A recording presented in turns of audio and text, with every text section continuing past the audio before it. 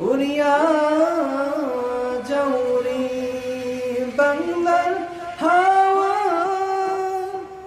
তুমি চলিয়া যাওরে মদিনায়।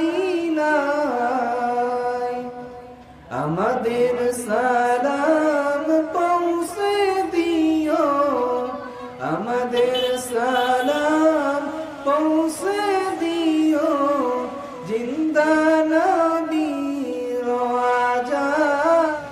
ধন্য ধন্য মা আমিনা, সার্থক তোমার জীবনী,